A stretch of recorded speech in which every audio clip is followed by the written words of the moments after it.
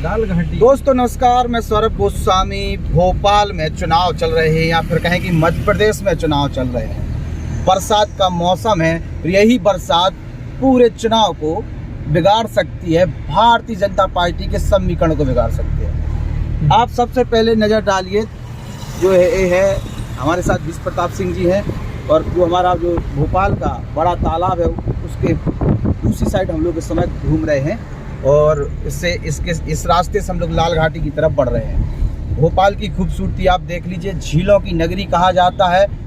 भोपाल का एक बड़ा इतिहास भी है, और ऐतिहासिक गौरवान्वित कर देने वाला इतिहास यहाँ पर है। रानी कमलापति को आप लोग जानते ही होंगे।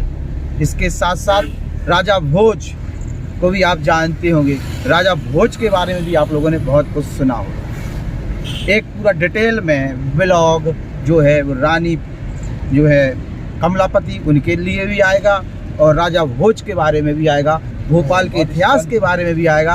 और देखिए बारिश का झमाझम बारिश होना आरंभ हो चुकी है, और बारिश के बीच में हम लोग भोपाल में बड़े तालाब के आसपास घूम रहे हैं बाई कार।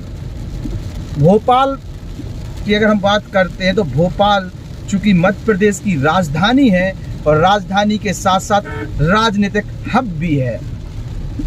राजनीतिक लोगों का यहाँ पर जमावड़ा लगा रहता है। मुख्यमंत्री का निवास यहीं पर, तो वहीं विपक्ष के नेता भी यहीं रहते हैं। मतलब जहाँ विधानसभा है वहाँ सब कुछ है।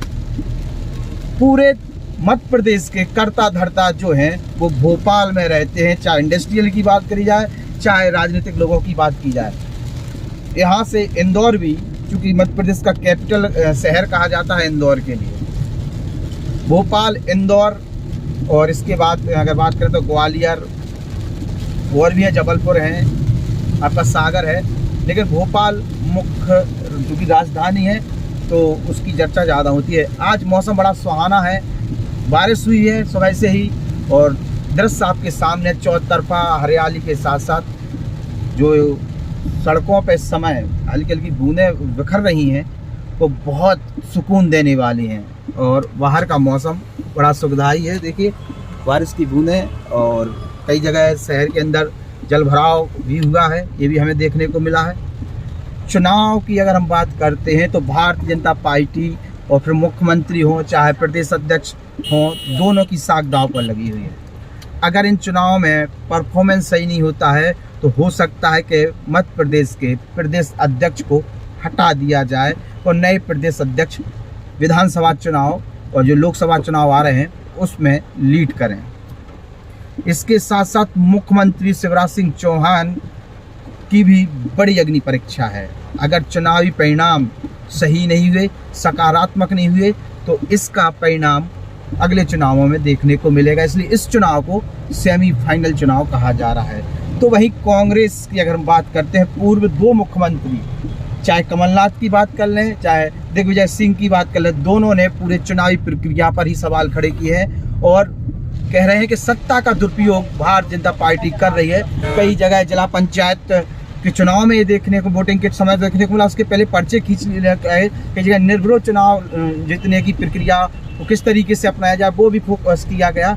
साम दाम दंड भेद जो भी होता है राजनीति वो किया है, और इसीलिए लोग कह रहे हैं, आम जनता भी कह रही है, अगर ऐसे ही होना है तो चुनाव क्यों कराते हो, सीधे घोषित कर दीजिए, कुछ नया नियम कायदे कानून लाइए और फिर आप ही रहिए सत्ता में जब ऐसे ही होना है तो।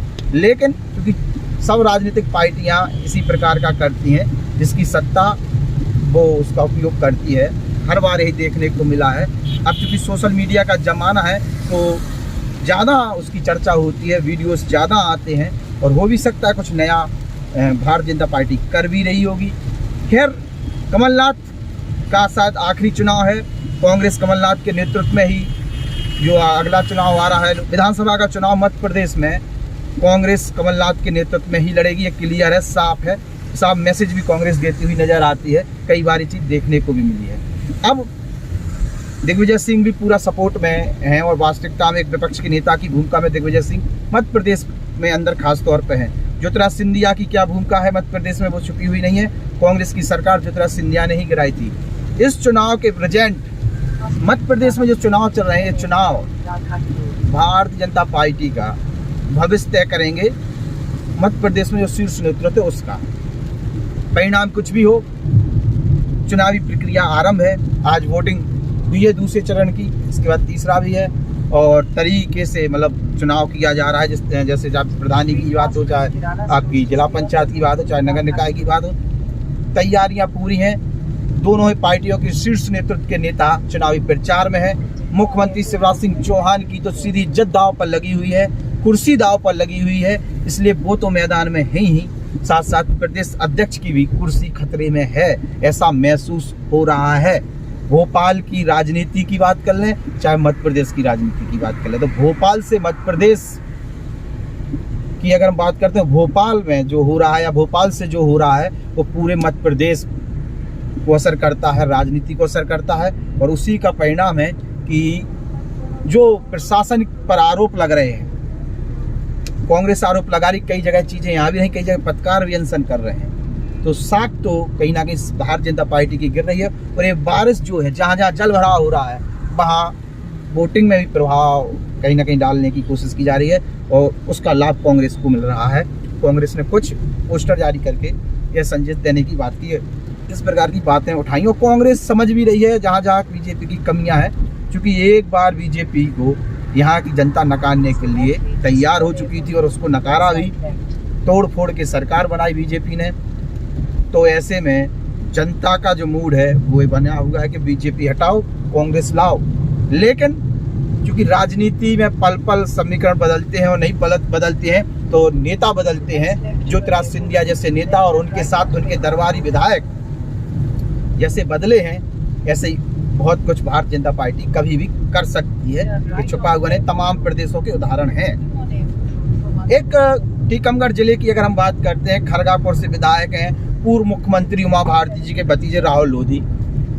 उनकी गुंडागिर्दी कहें, खौफ कहें या राजनीतिक दबदबा कहें, परिवारवाद को लेकर भी मैंने उस पर सवाल खड़े किए थे कि उनकी पत्नी को चुनाव में कैसे उतार दिया।